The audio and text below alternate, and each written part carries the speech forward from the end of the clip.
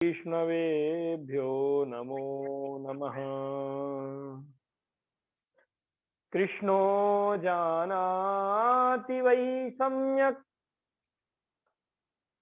क्वचित् कौन्तेय एव च व्यासो व्यासपुत्रो वा याज्ञवल्क्योऽथ मैथिलः अन्ये श्रवणतः श्रुत्वा लोके संकीर्तयन्ति च तस्मात् किंचित् वदाम्यद्य व्यासस्य स्यान्मया श्रुतम्।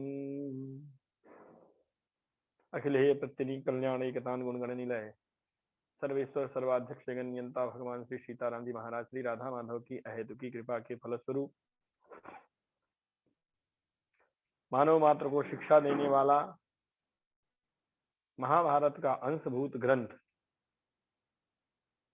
भगवान की वाणी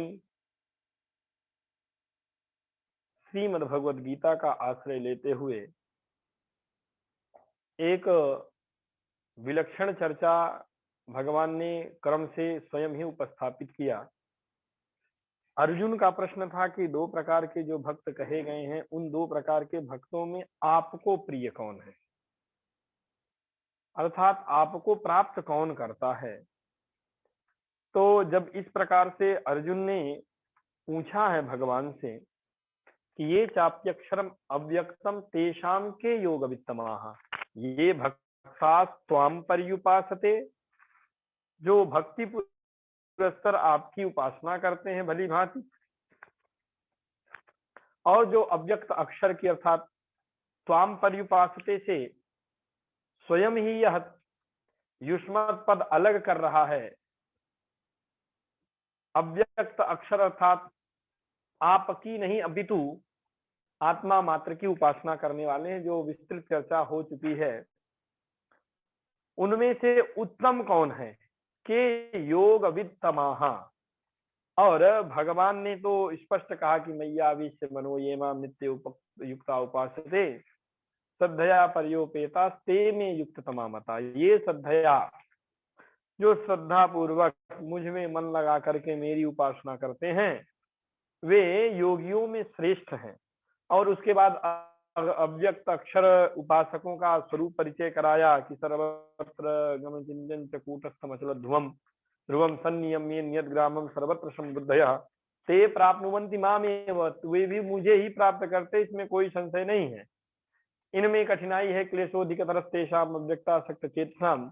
और उसके अनंतर भगवान ने जो भक्ति पुरस्तर मुझे मेरी उपासना करते हैं उनके स्वरूप का निर्णय करते हुए कहा कि ये तो सर्वाणि कर्माणि मयि सन्न्यस्य मत्पराः, मेरे होकर के मुझ में सभी कर्मों के फल का विनियोग करके सभी कर्मों का मुझसे संबंध करते हुए जो अनन्य योग से मेरा चिंतन करते हैं, अर्थात अवच्छिन्न तैल धारावत प्रत्येक कर्मों से भगवान का संबंध स्थापित कराते हुए जो भगवान की उपासना करें, उनका वर्णन करते हुए भगवान ने कहा कि उनको संसार सागर से भवामि नचिरात पार्थ, हे पार्थ उनका इस संसार सागर से मैं ही कल्याण करने वाला हूं, मृत्यु संसार सागरात। और उसके अनंतर भगवान व्याख्यान करते करते ये मन आधस्तो, जैसे भगवान को अकारण करुणा वरुणालय जो कहा गया, तो भगवान ने कहा कि ये इस प्रकार से उपासना करते हैं। और आगे कहा कि केवल यही एक मार्ग नहीं है, यदि इतना भी नहीं कर सकते हो तो दूसरा जो रास्ता है ये मन आधस्व मयि बुद्धि निवेश। और कहा कि वह भी संभव नहीं तो चित्तम समाधातुम न शक्नोस्ति मयि स्थिरम, तो अभ्यास योगेन, अभ्यास करो, अभ्यास में भी नहीं है तो मत्कर्म परमो भव। और यदि मत कर्म परम भी नहीं हो रहे हो, मेरे परायण कर्मों को नहीं संपादित कर पा रहे हो, तो सर्व कर्म फल त्यागम ततः कुरु यथात्मवान। और उसके बाद निर्णय करते हुए भगवान ने कहा कि किसमें, इनमें भी श्रेयो हि ज्ञानम अभ्यासात् ज्ञानात् ध्यानम विशिष्यते। यह निर्णय करते करते जैसे भगवान में अब जो है जो करुणा वरुणालय है, जो करुणा के सागर हैं, भगवान ने कहा कि मुझे प्राप्त कर लेना एक अलग बात है। भगवान के जितने भक्त हैं सब भगवान को प्राप्त करते हैं, चाहे लक्ष्मण जी हो, चाहे शत्रुघ्न जी हो, चाहे सुग्रीव हो, चाहे विभीषण हो, यहाँ भी चाहे गोपियां हो, ये सब भगवान को ही प्राप्त करते हैं। लेकिन भगवान ने कहा कि भक्तों की जब तुमने चर्चा ही की है, मैंने बता दिया, तो तुम यह भी जानो कि मुझे कौन प्रिय है। भगवान को प्राप्त कर लेना एक अलग बात है और भगवान का प्रिय हो जाना यह एक दूसरी बात है। भगवान ने वही कहा कि मैं अपनी ओर से जो मुझे प्रिय है, जैसे भरत जी का नाम जपते रहते हैं, भरत जी के जीवन में देखा जाए तो यही सारे लक्षण तो उपस्थित हैं। अद्वेष्टा सर्वभूतानां, मैत्रः करुण एव च, निर्ममो निरहंकार, समदुःख सुखक्षमी, संतुष्टः सततं योगी, यतात्मा दृढ़ निश्चयः, मय्यर्पित मनो बुद्धिर, यो मद भक्तः स मे प्रियः, यह एतादृशः सह मद भक्तः मे प्रियः, वो मुझे प्रिय है। तो भगवान आपका स्मरण करें, यदि आपको ऐसा लगता है तो भगवान ने भी करुणा पूर्वक वह मार्ग बताया, वो मुझे प्रिय है, मुझ कृष्ण को, मुझ राम को प्रिय है। और आगे वर्णन किया, यस्मान्नो द्विजते लोको, लोकान्नो द्विजते च यः, हर्षामर्ष भयोद्वेगैर मुक्तो यः स च मे प्रियः। और जब इन लक्षणों से युक्त जो होगा तो उसी के विषय में जैसे भगवान ने कहा, अथवा यहां पर भी भगवान ने कहा कि यह सच में प्रियः, इस अंश में यदि दोनों को अलग अलग रखते हैं तो भी, अथवा यदि एक में ही समाहित करना चाहते हैं तो उसी बात को कहा कि यस्मात् लोकः, जिससे लोक,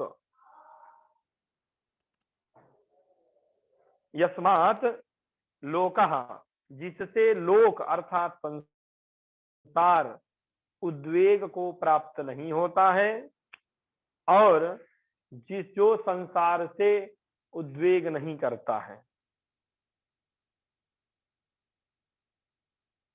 अर्थात आगे वर्णन करते हुए कहते हैं, दोनों बातें हैं, न तो वह संसार से करे न संसार उससे करे, ऐसी उसकी क्रियाएं हो।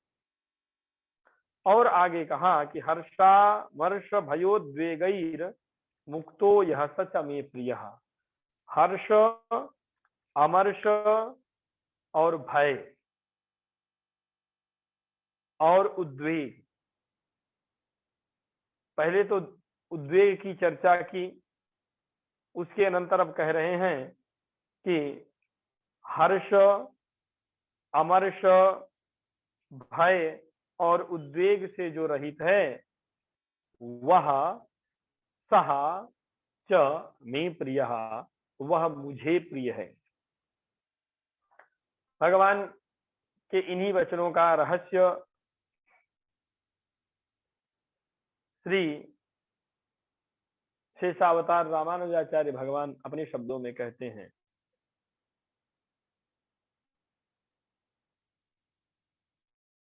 जो लक्षण धाम तुलसीदास जी महाराज के शब्दों में है, जो धर्म के आधार हैं, ऐसे यस्मात् कर्मनिष्ठात् पुरुषात् निमित्त भूतान लोकः न उद्विजते। कर्मनिष्ठा वाला जो पुरुष और उसके कारण, पुरुषात् निमित्त, पुरुष के कारण, भूतान जो ये प्राणी हैं, निमित्त भूतान लोकः न उद्विजते, जो पुरुष लोगों को उद्विग्न करने वाला नहीं है। सरल शब्दों में यदि कहा जाए, यह लोकोद्वेग कर्म, कर्म किंचित अपि न करोति, लोगों को उद्वेग हो, किसी के मन में पीड़ा हो, ऐसा कर्म कभी वो संपादित करता ही नहीं है। और यदि कोई करे भी तो लोकात निमित्त भूतात, लोक के द्वारा यदि कोई ऐसा कर्म संपादित किया जाए तो उससे भी यह न उद्विजते। उसी को भाष्यकार भगवान ने लिखा कि यम उद्दिश्य सर्वलोकः न उद्वेग कर्म करोति, अर्थात जिसको उद्देश्य करके संसार का कोई भी भूत प्राणी उद्वेग का कारिणी भूत कर्म संपादित नहीं करता है वह। और इसके अनंतर आगे वर्णन आया, इसका तात्पर्य क्या हुआ, तो सर्वा विरोधित्व निश्चयात्, इसका तात्पर्य है कि जितने भी इसके विरोधी हैं,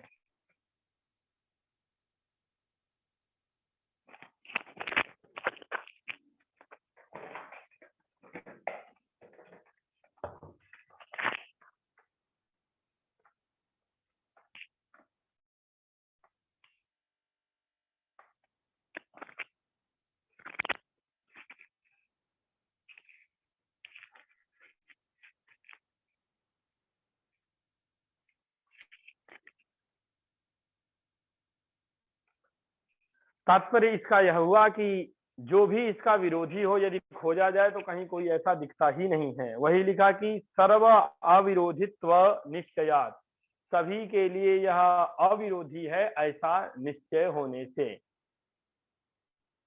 और इसके अनंतर उसी बात पर लिखा कि अतएव कंचन प्रति हर्षेण, कंचन प्रति अमर्षेण, कंचन प्रति भयेन, कंचन प्रति उद्वेगेन मुक्तः, अर्थात कोई भी इसका विरोधी हो, एक बात यह किसी का विरोधी हो, विरोधी कहने का तात्पर्य इसके द्वारा कर्मों से किसी के मन में किसी भी प्रकार का कष्ट हो, ऐसा नहीं है। और इसकी क्रियाएं ऐसी हैं कि किसी जीव को, जीव के अंतःकरण में इसके प्रति उद्वेग होता ही नहीं है। तो जब इसको सब लोग अविरोधी ही समझते हैं, कोई इससे विरोध नहीं करते हैं, यह किसी से विरोध नहीं करता, भाष्यकार भगवान ने लिखा कि सर्व अविरोधित्व निश्चयात्, तो जो किसी के प्रति हर्ष, किसी के प्रति ईर्ष्या, किसी के प्रति भय और किसी के प्रति उद्वेग से रहित हो गया हो, ऐसे शुभ लक्षणों से युक्त जो जीवात्मा है, जो पुरुष है, वह मुझे प्रिय है। अब जहां पर इस पर क्या लिख सकते हैं बताइए, जो जहां पर जीव और परमात्मा की भिन्न भिन्न धारा है वहां तो लिखे, और जहां पर जीव और ब्रह्म एक ही हो गए तब वहां क्या करेगा, उसको क्या समझ में आएगा, प्रेम की यह गहराई भक्ति के समुद्र में कभी पहुंच ही नहीं सकता है। और आगे भगवान ने कहा अनपेक्ष सुचिर दक्ष उदासीनो गतव्यथः सर्वारंभ परित्यागी यो मद्भक्तः समे प्रियः। अनपेक्षा, अपेक्षा न अपेक्षा है, अपेक्षा आप सब लोग पढ़े हैं, तो जो अपेक्षा से रहित है, शुचि ही शुद्ध है, दक्ष उदासीन, दक्ष का भी दृढ़ व्रत से भी आप अध्याहार कर सकते हैं, उदासीन गतव्यथा,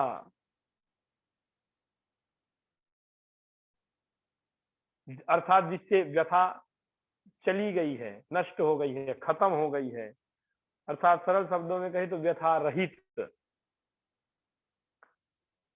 सर्वारंभ परित्यागी। उदासीन का तात्पर्य किसी भी क्रिया के प्रति लाभ हानि से रहित, अपना कर्तव्य समझते हुए उस कर्म को संपादित करना, लाभ हानि की चिंता नहीं करना।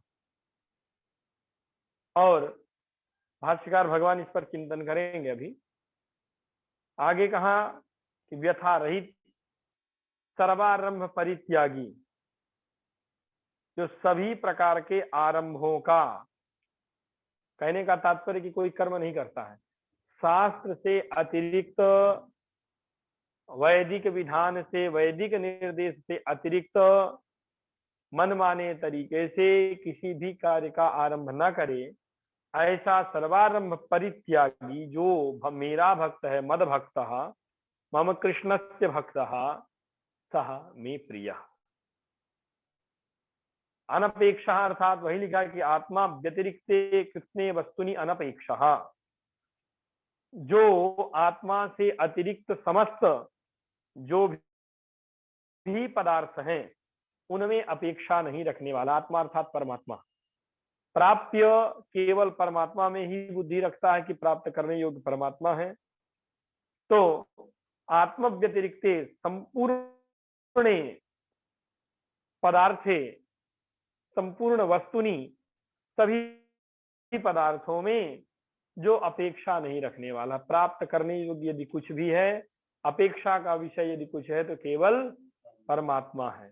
अथवा सरल शब्दों में कहें तो जानने योग्य जीवात्मा, और जीवात्मा को जब जान लेंगे, उसके रहस्य को पूर्णतया जान लेंगे, तो उस जीवात्मा का जो अंतिम गति है, उस जीवात्मा के लिए जो शरण्य है, श्री राम शरणम समस्त जगताम रामम विना का गति, इस आधार पर यदि आत्मा से जीवात्मा भी लीजिए तो उसके रहस्य को जान लेने के अनंतर उसको जब यह बोध हो जाए कि जीवात्मा, प्रकृति और परमात्मा तीन ही है, तो प्रकृति तो प्राप्त करने योग्य है नहीं, इसलिए अपेक्षा वो रखेगा तो परमात्मा से ही।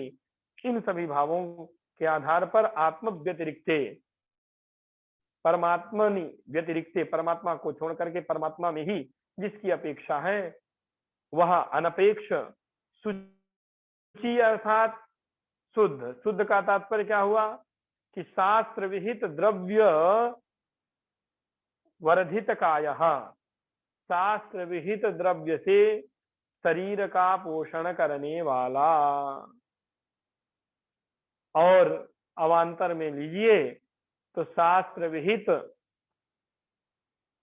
जो चिंतन है, उस चिंतन के द्वारा मन को, अंतःकरण को शुचि अर्थात पवित्र रखने वाला।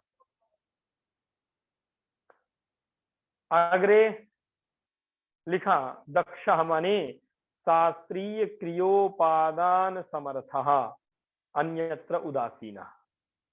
जो शास्त्रीय विधियां कही गई हैं, उन शास्त्रीय क्रियाओं का संपादन करते हुए, जो शास्त्र ने जिन क्रियाओं को कहा है उन क्रियाओं को संपादन में तो दक्ष, भाष्यकार ने यहाँ पर उसी से संबंध लगा करके कहा कि अन्य क्रियाओं में, अन्य लौकिक क्रियाओं में और उनके फलाभिसंधि से रहित फल इत्यादि के प्रति, लाभ हानि के प्रति उदासीन। शास्त्रीय क्रिया जो जीव का उत्कर्ष करने वाली है, वस्तुतः शास्त्रीय क्रिया से भी यहाँ पर जो पहला जो अनपेक्षा कहा है कि आत्म व्यतिरिक्ते संपूर्ण वस्तुनि अपेक्षा रहिता, आत्मा अर्थात परमात्मा को छोड़ करके जितने भी पदार्थ हैं उन सब में अपेक्षा से रहित, उसी प्रकार से शास्त्र में भी जो परमात्मा की प्राप्ति के, अथवा आप मनुष्य हैं, मनुष्य के लिए संपादित कर्म यह है, वेद का विधान है, संध्या इत्यादि कर्मों का विधिवत संपादन करना है, आपोषण इत्यादि क्रियाओं को संपादित करके भोजन इत्यादि करना है, तो इन सभी क्रियाओं के प्रति दक्ष और जो सांसारिक भोगों को प्रदान करने वाली जो भी क्रियाएं हैं, वो उनका सबका भी कई का देखा जाता है। अग्निष्टोमेन यजेत, मारण प्रयोग के लिए भी वेद ही विधान करता है, कई क्रियाएं हैं। सेन याग इत्यादि सब वैदिक ही है। तो उन सब के प्रति उदासीन रहना, उदासीन का भी तात्पर्य सीधा सीधा उनके चिंतन से रहित रहना। कहते भी है ना लोक में, जब क्रिया शून्य हो जाए, जो हमें ईप्सित है, जो हमें लगता है कि ये करना चाहिए इसको, अब नहीं करता है तो कह देते हैं कि नहीं उदासीन है, उसे कोई मतलब नहीं।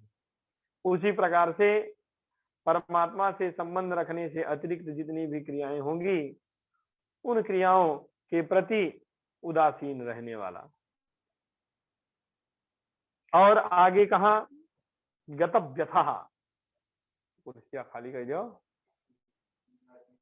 हाँ, गतव्यथा, गतव्यथा के लिए कहा कि व्यथा से रहित है, अर्थात शास्त्रीय क्रिया निर्वृत्तौ अवर्जनीय शीतोष्ण परुषस्पर्शादि दुखेषु व्यथा रहितः। शास्त्रीय क्रियाओं का संपादन करते हुए, जो वैदिक विधियां हैं उन विधियों का संपादन करते हुए, जो अवर्जनीय माने वर्जनीय माने त्याग करने योग्य, अवर्जनीय जो माने त्याग करने योग्य नहीं है, जो क्रमशः प्रकृति के नियमन के आधार पर शीत है, ग्रीष्म है, वर्षा है, ऐसे शीत उष्ण माने ठंडा गरम, परुष माने कठोर, कठोर स्पर्श इत्यादि जो दुख है, जिन दुखों से संसार का प्राणी व्यथित होता है, ऐसे दुखों के उपस्थित होने पर उन दुखों से जन्य, दुख अर्थात एक अनुभव ही, उस अनुभव से जन्य जो व्यथा का भाव है, दुखात्मक जो व्यथा है, उससे रहित। कहने का तात्पर्य सरल शब्दों में कह दिया जाए तो तितिक्षु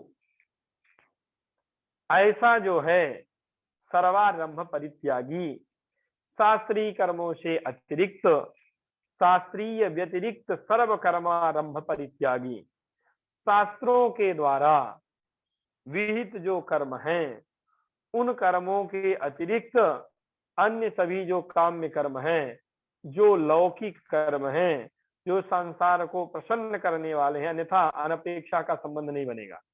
तो जो संसार को प्रसन्न करने वाले हैं परमात्मा अतिरिक्त, उन सभी कर्मों का आरंभ का त्यागी माने उन कर्मों को आरंभ करने की सोचता भी नहीं है। सर्वारंभ परित्यागी, कर्मों को कुछ दिन करके छोड़े, अनुभव करके, ऐसा नहीं, सोचता भी नहीं कि कर्म हमको करना है। तो ऐसा जो भक्त है, भगवान कहते हैं यह एवं भूतः मद्भक्तः स मे प्रियः, वो मुझे प्रिय है। और आगे भगवान वर्णन करते हैं, यो न हृष्यति न द्वेष्टि न शोचति न कांक्षति शुभाशुभ परित्यागी भक्तिमान्यः स मे प्रियः। यो न हृष्यति, जो न तो हर्ष करता है अर्थात प्रसन्न होता है, न द्वेष्टि, न किसी से द्वेष करता है, न शोचति, न शोक करता है। सब वर्तमान काल लट लकार की क्रियाएं हैं, आप लोगों को भी ध्यान रखना चाहिए, सबने पढ़ा है क्रमशः। न कांक्षति, कांक्षति कहाँ का रूप है, लेकिन धातु हाँ, जो न आकांक्षा करता है, शुभ और अशुभ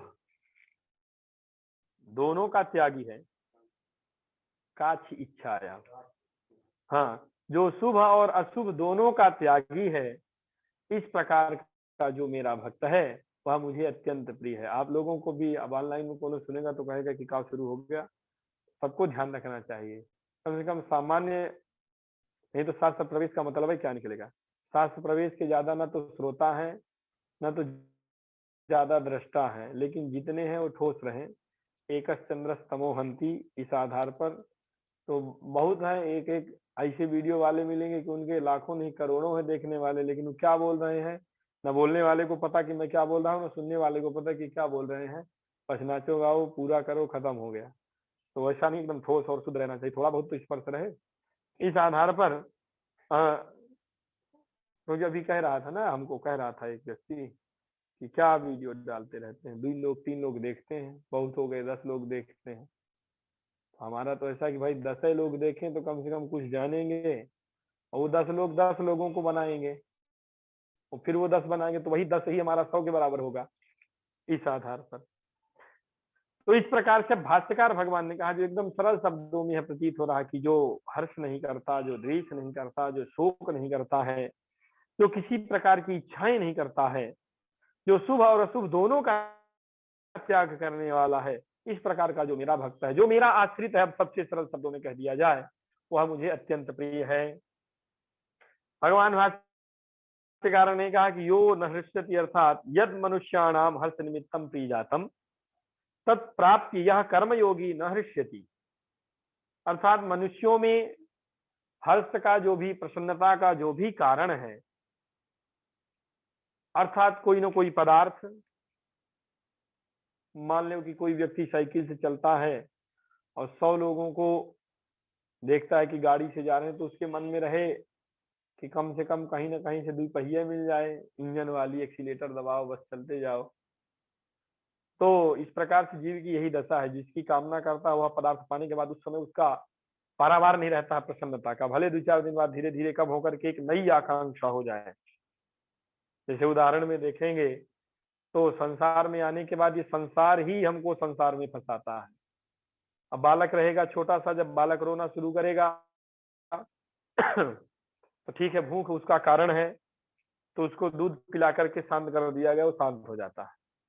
अब कुछ दिन बाद जब बड़ा हो जाएगा, अन्न खाने लगेगा, तो अन्न खिला करके उसको शांत करते हैं। कुछ दिन और बड़ा होगा तो फिर अब रोएगा तो उसको खिलौने पकड़ा पकड़ा पकड़ा करके शांत कराते हैं। और बड़ा होगा तो उसको स्कूलों में ले जा करके थोड़ा पढ़ाई लिखाई, तुम अच्छे पढ़ने वाले हो, विद्वान हो, ऐसे करके शांत कराते हैं। लेकिन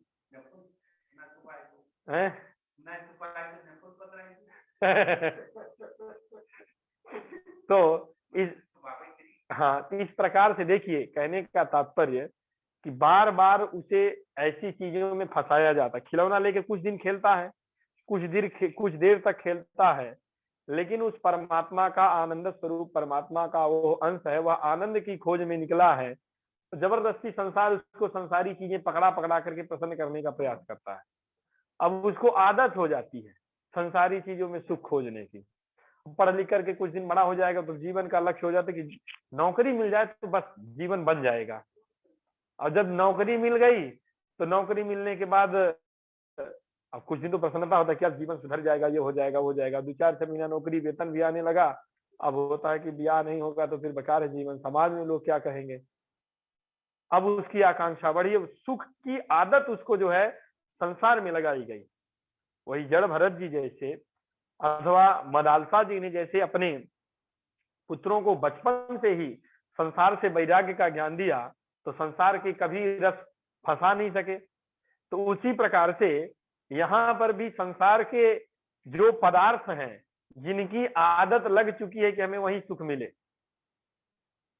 तो इस प्रकार से व्यथित होने वाला। अब जैसे ये सब इतना प्रपंच लगा के फैला के बैठे हैं, और इसके पहले टेबलेट काम करता था तो बस चालू के फट से शुरू हो जाता था, तो उसमें प्रसन्नता हमको होती थी। इतना कौन करेगा ज्यादा। एक कहने का तात्पर्य, हमारा 2-3 घंटा उसका लाख खोलने में चला गया उस दिन, क्योंकि हम उसमें नहीं, तो जैसे इसको खोल रहे हैं 2-3 घंटा हमारा बर्बाद नहीं होता। इसी को चलो जब बनेगा तो बनेगा। लेकिन जो एक सुविधा इस दृष्टि से, कहने का तात्पर्य सीधा सीधा कि संसार के पदार्थ जो सुख देने के कारण बन सके, किसी को यदि प्रिय लगते हैं, तो ऐसे प्रिय पदार्थ को प्राप्त कर लेने के अनंतर, क्योंकि सबको प्रिय पदार्थ होते हैं, कोई कितना भी नाटक करे, कई जन्मों के संस्कारों से उसने इतने भोग रखे हैं, कितना भी अभ्यास करे लेकिन प्रिय तो लगेंगे। और अपने आप को संभाल करके साधना की उपासना से स्थिर बैठे तो ये बात अलग है।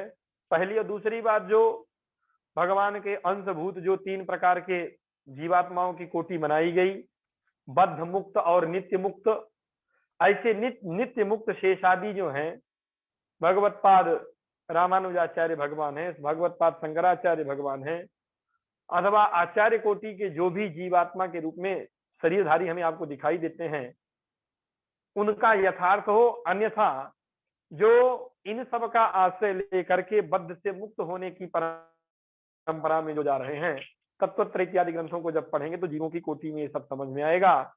तो ऐसे जीवों के हर्ष के प्रति पदार्थ होंगे, कारण होंगे।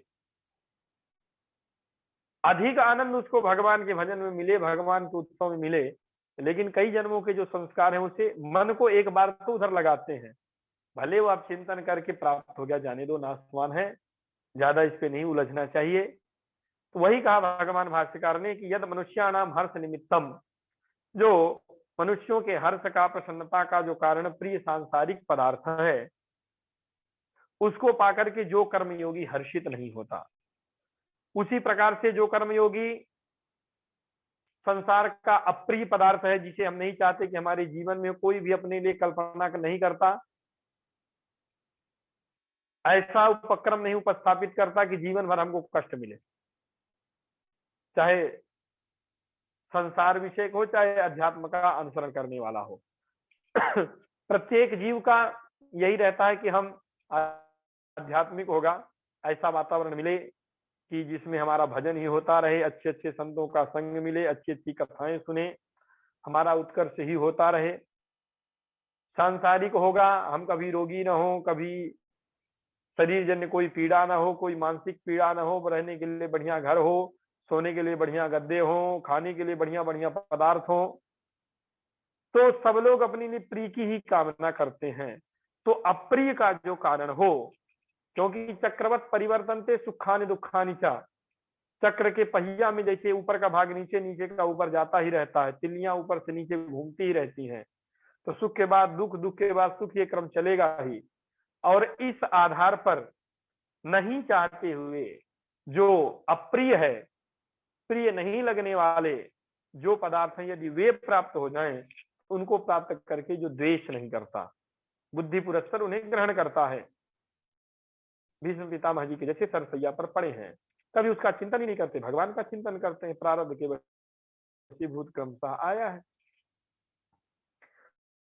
उसी प्रकार से आगे कहा, दृष्टि के नंतर यच्च मनुष्याणाम शोक निमित्तम भार्या पुत्र, जो मनुष्यों के शोक का कारण, देखिए भगवान भाष्यकार कह रहे हैं कि ज्यादा मत खुश हुआ करिए, शोक के कारण कौन है।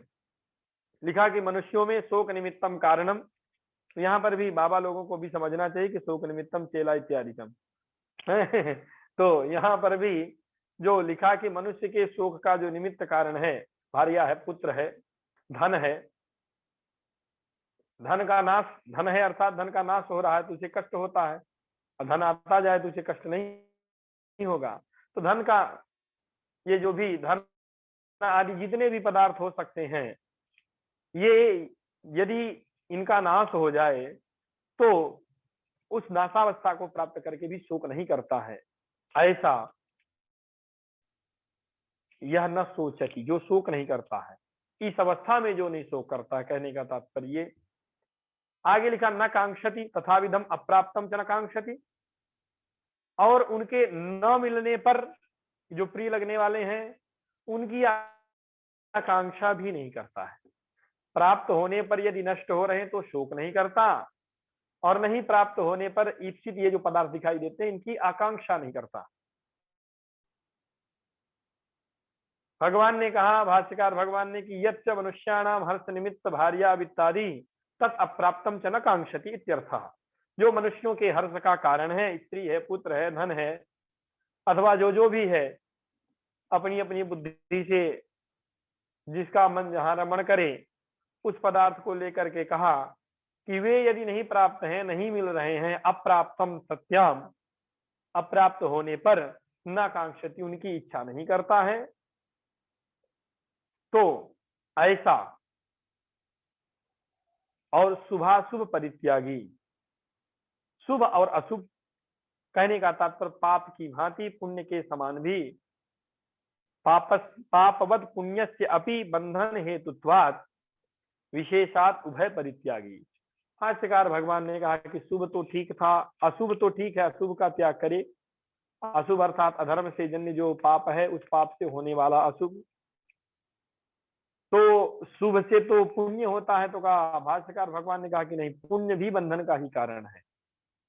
अशुभ से आपको नरक मिलेगा, अशुभ से आपको स्वर्ग मिलेगा। तो जैसे क्षीणे पुण्य मर्तलोकम विशंति, वैसे क्षीणे पापे मर्त्यलोकम विशंति, पाप का भी जब नाश होगा, पाप का भोग लेगा तो नरक लोक से गिर के यहीं आएगा। पुण्य का, तो पाप भी बंधन का कारण है और पुण्य भी बंधन का कारण है। इस आधार पर शुभाशुभ परित्यागी, पाप और पुण्य बंधन का हेतु मान करके दोनों का त्याग करने वाला है। अर्थात कहने का, जो वैदिक कर्म है, जो विहित कर्म है, उनका केवल पालन करते हुए तद रहित, वैदिक कर्मों से रहित जो भी कर्म है उनका त्याग पुरस्सर, उनका त्याग करके दोनों का इस प्रकार का जो भक्तिमान, केवल नहीं, वैदिक कर्मों का त्याग नहीं करते हुए वैदिक कर्मजन्य भी जो फल आदि हैं उनका त्याग करते हुए, वैदिक कर्म का त्याग से तात्पर्य निकल गया वैदिक कर्म जन्य जो फल होगा, क्योंकि वैदिक कर्मों में भी यहाँ पर उपलक्षण मानना चाहिए कि वैदिक कर्म से जन्य जो पुण्य होते हैं, ऐसे पुण्य का त्याग करने वाला, अवैदिक कर्मों से होने वाले जो पाप हैं, ऐसे अवैदिक कर्मों का ही त्याग, दोनों जगह पर त्याग है। नहीं तो वैदिक अवैदिक दोनों कर्मों से जन्य जो पाप और पुण्य के त्याग के कारणीभूत वैदिक और अवैदिक कर्मों का त्याग कर देगा तो फिर सारी व्यवस्था बिगड़ जाएगी। वैदिक कर्मों का तो पालन करना ही है, भगवान ने पूर्व में यह संपादित किया है। वैदिक कर्मों से जन्य जो फल हैं, ऐसे पुण्यात्मक फल का त्याग करना, अर्थात निष्काम भाव से भगवान की उपासना करना है। अब हम मनुष्य हैं, मनुष्य के लिए निर्धारित है अग्निहोत्र करो, मनुष्य के लिए निर्धारित है कि पंच यज्ञ करो, मनुष्य के लिए निर्धारित है कि संध्या इत्यादि का जो है नियमित पालन करो। तो इन सभी कर्मों को संपादित करेगा, फल की इच्छा नहीं करेगा। यत् किमपि कृतं तत्सर्वं भगवान के चरण कमलों में मैंने निवेदित किया। संकल्प में भी वही श्री सीताराम चंद्र चरण कमलेशु अखंड प्रेम लक्षणा भक्ति प्रीति प्राप्त्यर्थम अनेन संध्योपासनेन कर्मणा भगवतः श्री सीताराम चंद्र देवता प्रीयताम न मम, प्रीयताम न मम। इसी प्रकार से जो भी कर्म होंगे सभी कर्मों का विनियोग भगवान की प्रसन्नता में, सभी का विनियोग भगवान के लिए, ऐसा नहीं केवल वचसा वाणी के द्वारा ही नहीं, अपितु कर्मणा, कर्मणा कहने का तात्पर्य अंतःकरण से भी। पंडित जी संकल्प में बुलवाए लेकिन बोल दे कि नहीं, पहले वे बाला तो बोल भाई नहीं कि हम इस काम के लिए करा रहे हैं, इस प्रकार से। तब उसके बाद जब इस प्रकार का जो भक्त होगा उसके लिए फिर क्या दिक्कत है, वो चाहे नवग्रह नहीं कौनो ग्रह की पीड़ा आएगी उससे मतलब ही नहीं रहेगा, क्योंकि हर्षावर्ष भयोद्वेग युक्तो यह सतमे प्रिय, तो भगवान ने इस प्रकार से कहा। और भगवान आगे संपादित करते हैं कि तुमने, भगवान जैसे अब करुणा के उसमें उद्वेग में है कि तो भगवान पूछा कुछ था और अर्जुन ने वो बता करके बता रहे कि मुझे प्राप्त करना एक अलग बात है, श्रेष्ठ कौन है एक अलग बात है, लेकिन मेरा प्रिय हो जाना ये अलग बात है। आश्रम में अथवा कार्यालय इत्यादि में भी देखिए होते हैं, जैसे कार्यालय वहां पर कई लोग काम करने वाले होते हैं, तो काम करने वाले कार्यकर्ताओं की संख्या बहुत हो, उन कार्यकर्ताओं के बिना काम नहीं चलेगा। जो जितनी मेहनत करेगा उस आधार पर उसको वेतन मिलेगा, अधिक मेहनत होगी अधिक योग्यता होगी तो अधिक पैसा मिलेगा उसको। लेकिन जो उस कंपनी का मालिक होगा उसका प्रिय हो जाए ये एक अलग बात है। उसी प्रकार भगवान ने कहा कि मुझे प्राप्त करना, श्रेष्ठ भक्त होना ये अलग बात है। अब जैसे दूसरे शब्दों में कहा कि श्रेष्ठ भक्तों में प्राप्त तो मुझे करेगा, समाम एवं प्राप्त होती, मुझे ही प्राप्त करता है, लेकिन श्रेष्ठ कौन होगा, जो भगवान को प्रिय होगा। इसलिए भगवान अब उस धारा में जा रहे हैं। समः शत्रौ च मित्रे च तथा मानापमानयोः शीतोष्ण सुख दुखेषु समः संग विवर्जितः तुल्य निंदा स्तुतिर्मौनी संतुष्टो येन केनचित् अनिकेतः स्थितिर्मतिर्भक्तिमान् मे प्रियो नरः। समः शत्रौ च मित्रे च, शत्रौ मित्रे च यह समः, शत्रु भावापन्न जो होगा उसके समक्ष होने पर, उस अवस्था में, अथवा मित्रावस्था होगी शत्रु में और मित्र में, माने मानापमानयो हो, यहाँ पर समास कर दिया, शत्रु मित्र में अलग अलग किया, ये समझना चाहिए। शत्रु शब्द का गुरु की भांति सप्तमी एक वचन में जैसे गुरु वैसे यहाँ शत्रु, माने जो शत्रु में और मित्र में सम है, और मानापमानयो में समास करके द्विवचन किया है सप्तमी का। तो यहाँ पर मान में और अपमान में समः सबके साथ अन्वित होगा। शीतोष्ण सुख दुखेषु, यहाँ पर भी समस्त करके शीत उष्ण सुख दुख उपलक्षण करके एक शीत और उष्ण बता दिया, और इसी से जन्य सुख दुख अन्य भी सबको ग्रहण करें। जैसे गर्मी होगी तो शीत कितना आनंद देता है, सुख ही सुख होता है, और ठंडी हो तो हमें उष्ण बहुत आनंद देता है, बैठे रहो आगे के किनारे दिन भर उठो नहीं।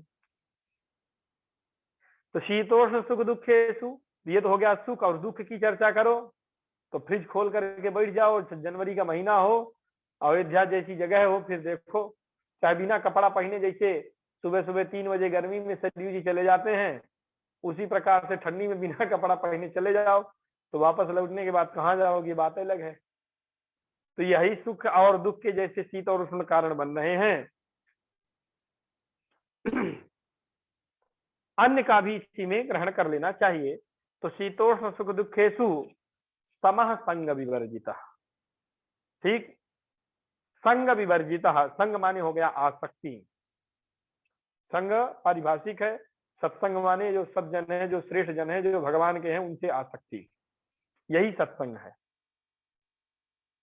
और वो आसक्ति को बढ़ाने वाले उनके कर्म होंगे। कभी कथा सुन करके भगवान की अच्छी अच्छी कथा सुनाए तो उनमें आसक्ति हो जाएगी, दूसरा कौन सुनाने वाला है, यही सत्संग है। और सतवा में दिन भर रह रहे हैं, बाहर साथ में रहते रहते दूसरा आदमी मिले तो साथ वाले की बुराई करते रहते हैं। बताओ ऐसा कर दिए हैं, इनको ऐसा करना चाहिए, गुरुजी हैं ऐसा करेंगे, चेलों का कैसे होगा, होता है कि नहीं। आसक्ति का तात्पर्य ये है, समझ में ही नहीं आता है कैसे व्यवस्था बनेगी। तो आसक्ति संगात संजायते काम, इसलिए सत्संग को भी समझना चाहिए। दिन भर भगवान की कथा सुनने से वो नहीं होने वाला है। भगवान की कथा सुनने से पुण्य होगा, उसका उत्कर्ष होगा, इसमें कोई संशय नहीं। लेकिन सत्संग का तात्पर्य यह होगा कि जैसे नाम नामी में कोई भेद नहीं, वैसे भगवान की कथा में और भगवान की कथा सुनाने वाले में कोई भेद न रखते हुए, जैसे भगवान की कथा कल्याण करती है, उसी प्रकार से अभी हमारा कल्याण संपादित करने, उनके अच्छे गुणों को देखो, बस बाकी को डिलीट कर दो। तो इसी आधार पर यहाँ का भी जो है कि संग विवर्जिता, संग विवर्जिता का भी यहाँ पर सांसारिक जो आसक्ति है, भगवान में तो आसक्ति होनी ही चाहिए। तो वही लिखा कि आसक्ति से रहित, निंदा स्तुति यह तुल्य, निंदायाम स्तुत्याम से यह तुल्य, तो तुल्य निंदा स्तुति समस्त पद है कि जो निंदा में और स्तुति में दोनों को समान समझता है, दोनों में समान है, तुल्य है। ऐसा कोई निंदा कर दे तो मन में क्षोभ ना हो, कोई स्तुति करे तो मन में प्रसन्नता ना हो। सब बहुत कठिन है, कहने के लिए बहुत सरल लग रहा है ये। और तो पीछे का मान लो एक बार संभव भी हो जाए, समः शत्रु च मित्रे च, यहाँ तक भी चलो प्रयास करते करते करते पहुंच जाए। लेकिन तुल्य निंदा स्तुति, निंदा हो जाए और मन में कोई भाव ना आए। महापुरुष होते हैं अपने यहाँ ही, जो काका गुरु जी थे, डॉक्टर साहब अधिकारी जी, हम लोगों ने देखा है, व्यवस्था देखते थे तो अचानक जैसे यहीं पर इधर खड़े रहे, उधर जो व्यक्ति खड़ा होकर उधर चर्चा करेगा, उधर दिखाई नहीं देगा। तो महात्माओं की अपना सुर है, तान है, जैसे कोई। और मेन सबसे बड़ी बात, जो व्यवस्था देखता है, कितना भी समान होकर के कितने भी अच्छे भाव से देखे, जब व्यवस्था बिगड़ेगी तो किसी न किसी के कारण बिगड़ेगी। जिसके कारण व्यवस्था बिगड़ेगी उससे कुछ न कुछ कटु शब्द वो बोलेगा ही। तभी भाई शासन जो करेगा तो उस व्यवस्था बनेगी। कभी हो जाता रहा होगा, तो यदि कोई कहे कि नहीं, हम लोगों ने भी एक बार देखा, कहे डॉक्टर ऐसे करता है, ये है, उसको समझ में नहीं आता। यहाँ के व्यवस्थापक हैं, सब व्यवस्थाएं उनके अंतर्गत हैं, फिर भी महापुरुष सुनते थे, चुपचाप सुन करके ऊपर चले जाते थे। कभी उन विषयों का उन्होंने प्रतिकार नहीं किया। और अयोध्या में उस समय जितने भी बिना पढ़े लिखे महात्मा थे, सबके वे इतने विश्वास पात्र थे कि सबकी पासबुक उनके पास रहती थी। सबको इतना विश्वास रहता था, जब जिसका एफडी का डेट खत्म हो, चाहे कुछ भी हो, उसको बुलवाते थे, खोजते थे कहाँ है, और उसको देते थे कि भैया तुम्हारा ये हो गया। कहने का तात्पर्य यहाँ पर सबसे कठिन जो तुल्य निंदा स्तुति है, तो फिर भी हमें समझना चाहिए, प्रयास करना चाहिए, भगवान से ही प्रार्थना करें कि आप योग्य बनाइए। तो निंदा में और स्तुति में जो समान है वो मौनी है। मौनी का भी तात्पर्य यहाँ पर समझना चाहिए। मौनी का मतलब ये नहीं कि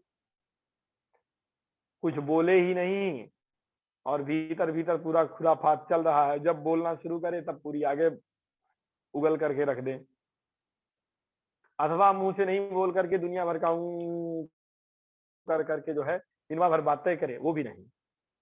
भगवत भक्त जो अतिरिक्त हैं अथवा भगवत उपासना संबंधित ऐसा भी वर्णन आता है, भगवान की स्तुति कर रहा है। नहीं तो वाणी मिलने का मतलब है क्या है, काहे को मनुष्य बने, कि कौन सी उपासना है कि भगवान के चरित्र को नहीं गा सकते, भगवान की स्तुति नहीं कर सकते। तो लोगों से बात करने से सांसारिक बातें होती रहती हैं, धीरे धीरे बुद्धि में स्थित होती हैं, तो वो सब विषय न उपस्थित हो, इसलिए भगवत अतिरिक्त किसी भी चर्चा को न करने वाले ऐसे जो मौनी हैं उनके लिए कहा कि मौनी संतुष्ट ये न केनचित, जिस किसी भी प्रकार से जो संतुष्ट रहता है, जितना मिल जाए उतने में ही संतुष्ट रहे। अनिकेतः स्थितिमति ही, अनिकेतः का भी कि मानापमान में जो समान रहे, एवं भूतः इस प्रकार से जो स्थितिर्मति ही स्थिर बुद्धि वाला है, वह भक्तिवान जो भक्त है वह मुझे अत्यंत प्रिय है। मैं सह नरः प्रियः, वो मुझे प्रिय है। अद्वेष्टा सर्वभूता नाम इस श्लोक के द्वारा शत्रु मित्र में द्वेष आदि का अभाव बताया था, और उसके बाद इस श्लोक में शत्रु मित्रों में द्वेष आदि का अभाव तो रहे, लेकिन भाव क्या रहे, तो लिखा समः शत्रु च मित्रे च। द्वेष नहीं रहना चाहिए, तो रहना क्या चाहिए, प्रेम रहना चाहिए शत्रु में अथवा मित्र में, का नहीं, समान। जो भाव शत्रु के लिए वही भाव मित्र के लिए। अब यदि देखा जाए तो जो परमहंस कहते हैं ना, परमहंस अवस्था, यही है परमहंस अवस्था, इससे इतर कोई परमहंस अवस्था नहीं है। और जो इन लक्षणों से युक्त हो उन्हें आप मानिए कि ये परमहंस भी है। हाँ, किसी जीव से उसे दुख ना हो, कल के विषय में जो आया था, कोई दुख दे उसे दुख माने ही नहीं, वो उसमें भी संभाव रखे। अद्वेष्टा सर्वभूता नाम, वहां से जो भगवान ने कहा था कि सबके प्रति इस भक्त का भाव, तो अब बताए थे कि सब लोगों से भाव इस प्रकार करते करते शत्रु मित्र आदि में द्वेष का भाव न रखे, लेकिन रखे क्या भाव, वही बताया कि समः शत्रु में मित्र में समान हो, मान अपमान में समान हो, शीत में उष्ण में, सुख में दुख में एक समान रहे, आसक्ति से रहित हो, निंदा स्तुति से परे हो, उसको समान समझे। समान समझेगा मतलब उससे परे हो, ना निंदा से मतलब, न स्तुति से मतलब, वही है समान।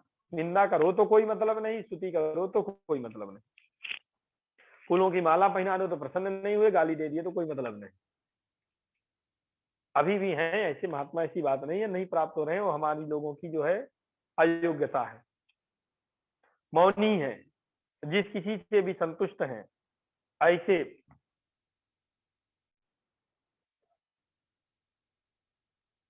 जो भक्त हैं उनके विषय में कहा कि अत्र तेषु सन्निहितेषु अपि समचितत्वम ततः अपि अतिरिक्तः विशेष उच्यते। अर्थात जब उनका सानिध्य प्राप्त हो उस समय भी चित्त का सम रहना बतलाया जाता है, तो उससे भी भिन्न विशेष भाव एक है। क्या है कि आत्मनि स्थिर मतित्वेन निकेतनादिषु असक्तः। अच्छा, ये अनिकेता की बात कहा उन्होंने।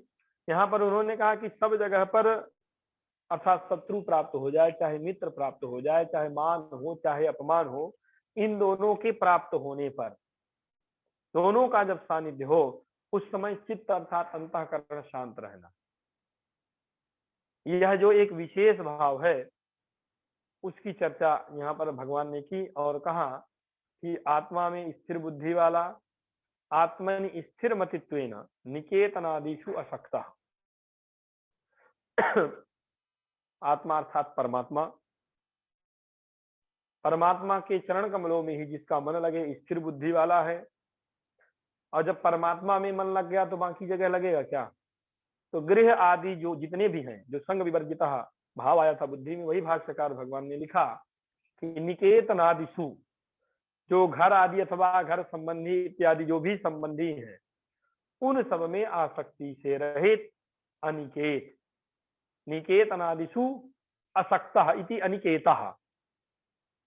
और इस प्रकार से जो मान आदि जितने भी यहाँ पर कहे गए, मान अपमान सुख दुख, इन सब में जो सम है, इस प्रकार का जो भक्त है वो मुझे बहुत प्रिय है।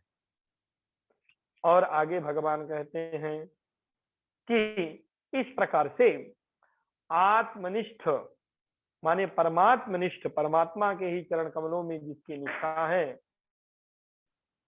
उस पुरुष की अपेक्षा भगवत भक्ति योग निष्ठ पुरुष की श्रेष्ठता का प्रतिपादन भगवान ने यहाँ पर कहा। आत्मनिष्ठ शील से यहाँ पर अव्यक्त अक्षर अंतिम में अब कह रहे हैं कि जो अव्यक्त अक्षर की उपासना करने वाला है, आत्मनिष्ठ से यही लेना चाहिए। पहले मैंने परमात्मा कहा था, जो आत्मा मात्र का उपासक है, ऐसा अव्यक्त अक्षर वाला जो पुरुष है, उस पुरुष की अपेक्षा भगवत भक्ति योग निष्ठ जो पुरुष है, उस पुरुष की श्रेष्ठता का प्रतिपादन करते हुए अब भगवान उसका उपसंहार कहते हैं और कहते हैं कि ये तो धर्म्यामृतमिदं यथोक्तम पर्युपासते तद्दधाना मत परमा भक्तास्ते तीव में प्रिया।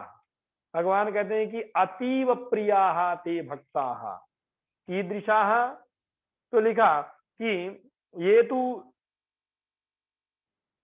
धर्म्यामृतम इदम यथोक्तम पर्युपासते, जो धर्म्यामृत, धर्म को ही अमृत मान करके, वैदिक धर्मों को ही उपास्य मान करके तदनुकूल आचरण का अनुष्ठान करते हैं, जो पहले कहे गए हैं, वे श्रद्धा युक्त सर्वकर्माणि संन्यस्य, वहां पर जो वर्णन आया कि मुझ में ही समर्पित करते हैं, धर्मानुकूल आचरणों का संपादन करते हैं, ऐसे जो श्रद्धा युक्त शुद्ध दधाना मत परमा, वे भक्त मुझे अत्यंत प्रिय हैं। वही लिखा भाष्यकार भगवान ने कि धर्मंच धर्म्यंच अमृतंच इति धर्म्यामृतम, ये तो प्राप्य समम प्रापकम भक्ति योगम यथोक्तम मय्यावेश्य मनः ये माम। वहां पर लिखा कि जो धर्मानुकूल, धर्म का तात्पर्य धर्मानुकूल, और अमृत है, वही धर्मानुकूल आचरण ही अमृत है। इस प्रकार का जो आचरण धर्म्यंच अमृतंच इति धर्म्यामृतम, जो कहा कि धर्मानुकूल जो आचरण है वही अमृत है, अभेद करके यहाँ पर बताया, जो हमने आप लोगों को कर्मधारय इत्यादि में भी पढ़ाया था। तो समाहार, यहाँ समाहार किया है, हाँ 4 से, चलिए, तो समाहार द्वंद्व करके यहाँ पर जो किया है, तो ऐसा जो धर्म ही अमृत है, जो भक्तों के प्राप्त करने योग्य, भगवान के समान ही उनकी प्राप्ति कराने वाला, इसीलिए अमृत कहा। धर्मानुकूल जो आचरण है वही भगवान के समान ही है, उसके द्वारा ही भगवान प्राप्त हो रहे हैं। यदि भगवान की प्राप्ति में कारण बन रहा है, उपजीव उपजीवक भाव इत्यादि सब लेकर के यदि माने, तो प्राण वो है जो पूर्व में कहा गया जो भक्ति योग है, कहां से, तो मय्यावेश बनो ये माम नित्य युक्ता उपासते, यहां से भगवान ने जो कहा अभी तक, उसके आधार पर जो साधना संपादित करते हैं, ते भक्ता अतितराम में प्रिया, वे भक्त मुझे अत्यंत प्रिय हैं। भगवान ने ऐसा नहीं कहा कि जो आत्मोपासक है वो मुझे नहीं प्राप्त कर लेते हैं। वही भगवान ने कहा कि यहाँ से मान लो कि आपको जाना है कहीं, मान लीजिए कि यहाँ से आपको रामेश्वरम जाना है, तो रामेश्वरम जाने के लिए एक रास्ता है कि बस हवाई जहाज में यहाँ से लखनऊ जाइए, हवाई जहाज में बैठिए और बस 2 घंटा में वहां पहुंच जाइए, पहुंच गए रामेश्वरम, एक तरीका ये है। और एक होगा कि ट्रेन में बैठा है, आराम से देखते जा रहा कौन कौन सी जगह है आई, और जहां जहां गया होगा तो बीच बीच में उसे आनंद आता जाएगा कि यहाँ से अच्छा इस जिले में भगवान का ये तीर्थ है, यहाँ से गाड़ी निकली, अच्छा ये मानिकपुर, बगल में चित्रकूट आता है, आगे चला जाएगा तो आगे इसी प्रकार से भ्रमण करते करते महाराष्ट्र ये दंडकारण्य क्षेत्र आ गया, इसी प्रकार से अटन करते हुए जाएगा तो उसका अनुभव एक अलग होगा, प्राप्त दोनों कर रहे हैं। तो दूसरी बात ये भी है कि देखिए जैसे भगवान तो प्राप्त किसी को हो, जैसे देखिए शालिग्राम भगवान है, शालिग्राम भगवान एक भक्त को प्राप्त हो और मान लो कोई एक विदेशी हो उसको भी प्राप्त हो, तो उसको भी प्राप्त होंगे तो रहेंगे तो शालिग्राम है ना, रहेंगे भगवान ही, भगवान से इधर कुछ नहीं हो जाएंगे। परंतु जो एक भक्त है जो भगवान की महिमा को आचार्यों के मुख से सुना है, वह जब भगवान को प्राप्त करेगा, अथवा और सरल शब्दों में कहिए भगवान उसके समक्ष प्रकट हो जाएंगे, तो वह जो सुख को प्राप्त करेगा वह सुख वो कभी नहीं प्राप्त करेगा। प्राप्त दोनों को हो रहे हैं, लेकिन अनुभव में तो उसी प्रकार से तुलसीदास जी महाराज ने भी यही तो कह दिया ना, इसी को प्रतिपादित करते हुए, ज्ञान मार्ग से जाओगे कोई दिक्कत नहीं, हमें कोई दिक्कत नहीं, ज्ञान के पंथ कृपान के धारा, आत्मोपासना की दृष्टि से जाओगे तो ये जो ज्ञान का रास्ता है जाओ, प्राप्त भी कर लोगे, लेकिन ज्ञानी भक्त के रूप में जब जाओगे तो ये कृपाण है, दोनों तरफ धार है, थोड़ा सा भी कहीं पर ये फिसले तो फिर सत्यानाशी हो जाना है। जैसे ज्ञान की पंथ में वहां की बात यदि करिए का खंडन जैसे बहुत सरल शब्दों में मजाक मजाक में तुलसीदास जी तो कर देते हैं। अब अहम ब्रह्मास्मि ये चिंतन करना है, अहम ब्रह्मास्मि करने के लिए बैठे हो, संध्या काल बीत गया, आपने वैदिक कर्म का त्याग कर दिया, अथवा भगवान का कोई दिव्य उत्सव आ रहा है, जन्माष्टमी आ गई, रामनवमी आ गई, भगवान का प्राकट्य दिवस है, पवित्र तिथि है, उस दिन भगवान का उत्सव होने वाला है, अब कमरे में बैठे ध्यान लगा रहे, पता नहीं किस कार्य, भगवान का उत्सव है, भगवान की लीला चल रही, जाओ आनंद लो। दुर्भाग्य है यदि आपकी वृत्ति उसी प्रकार की है तब तो कोई दिक्कत नहीं, परमहंसों के लिए कोई दिक्कत नहीं यहाँ जो आया, लेकिन आपकी यदि वृत्ति वैसी नहीं और आप नाटक कर रहे हैं तो नाटक करने में पतन की संभावना अधिक है। तो इस आधार पर इन विषयों को, ये द्वादश अध्याय जो भी रहा भगवत कृपा से हमने आपने चिंतन किया कि भक्ति महारानी का जो स्वरूप है, एक भाष्यकार भगवान के भी इस भाष्य पर भी टीका है, लेकिन उसका अभी हम लोगों ने आश्रय नहीं लिया है, और इस प्रकार से थोड़ा सिद्धांतों का चिंतन हो जाए, सिद्धांत ग्रंथों का, अर्थपंचक है, तत्वत्रय है, संभव होगा तो यतीन्द्र मत दीपिका है, इन ग्रंथों के बाद पुनः यदि आरंभ करेंगे, यदि ऐसा भगवान की कृपा से योग बनेगा, उस समय उन टीका ग्रंथों को लेकर के हम लोग चिंतन करेंगे कि भगवान भाष्यकार का भी तात्पर्य क्या है। आज का सत्र यहीं तक। श्री सीतारामचंद्र भगवान की जय, श्री बालकृष्ण भगवान की जय, श्रीमद् भगवद गीता की जय। पूर्णमदः पूर्णमिदं पूर्णात् पूर्णमुदच्यते पूर्णस्य पूर्णमादाय पूर्णमेव